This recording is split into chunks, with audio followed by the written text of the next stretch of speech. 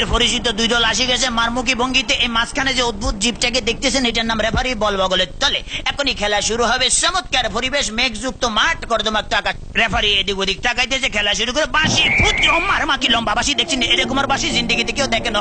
খেলা শুরু হয়ে গেছে। রেফারি বল ছাড়া তো তারা ছাড়ছে, বললে তারা ধুচ্ছে না, সামনে কোনো বল নাই, একজন আরেকজনের পিছিয়ে ধরতে আর খালি লাথি মারতে আছে। কি সুন্দর শারীরিক ক্ষমতা দেখছেন, খালি কাটতে চিনতে পারে।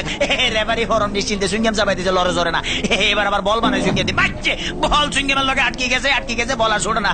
এতে কি কাম করলাম, রেফারি মুখের ভিতরে বল মারি দিয়ে, এটা তো গোল পোস্ট না, তবু মারি যে বল ছুটে না, ছুটে গেছে বল, মারলো কই মারলো আল্লাহ মারলো, একজনে পাইছে।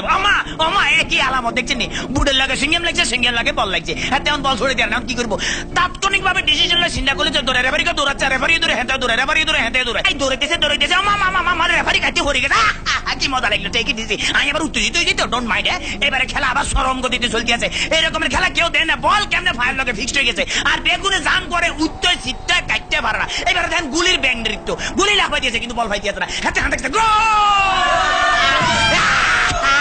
ম্যাডাম দেখছেন কি খেলা দেয়, আমার ম্যাডাম আর মারিয়ে নামে খেলা দেন না, মার মার মার মারছে, দেখছেন হ্যাট মারে দিছে কিরকম ফাউল। ওরে মাগরে বল তোর পিছনের এখন গোল যাবে, তাড়াতাড়ি দৌড়, ওরে পিছনের ব্যাপো তারা দেখ মার। এবার চমৎকার মারছে, ভালো খেলে। ওই ফাঁকে আমি একটু ফানি খেলে, because I am very much tasty. খালি গেলে কতক্ষণ চিল্লা যায়, ইতিমধ্যে আমার পেটের ভিতরে ভুক লাগছে, ডোন্ট মাইন্ড, আমি একটু ফ্রেশ ফুড খাবো।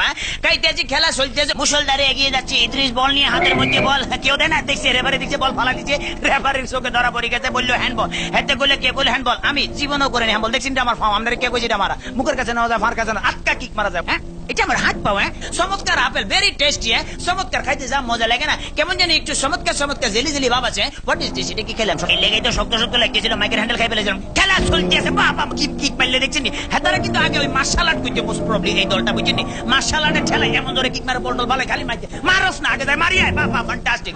এবার আবার বললো যে সামনেটা মারিয়ে, সামনেটা মার, এবার আবার আগে সামনে করে বলে সার্ভি রেখে মারি না, মার মার মার। এটা কি বলি খেলা হইতে আছে না মার্শাল আর্ট হইতে, একমাত্র আল্লাহ মালুম। এবার বোধহয় রেফারির বাইকে খারাপই আছে না, এত বড় বাসি দিকে হাতে ঘাবড়ে গেছে, জীবন এরকম বাসি দিকে। ঠিক আছে ভাই, সরি, আমি আর মারতাম না, আমার ফসারি দেন। খেলা শুরু হাতে ডস দিল, এমন ডস দিয়েছে ফাঁচর কাটতে গেছে। এবারে বোধহয় ফাইনাল মারবো। হ্যাঁ, এটিএম লইতে আছে, মারতে আছে, মারতাম ভাইলো না, হেতারা বুঝি পালে যে তাড়াতাড়ি ব্যারিকেড ধরনের নিত্যের ভঙ্গিমে আগায় যাইতে আছে।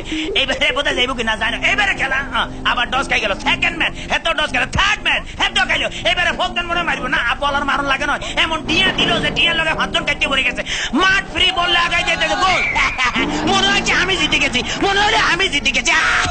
কথা বলছি মানিকগঞ্জের বিতরা গ্রাম থেকে।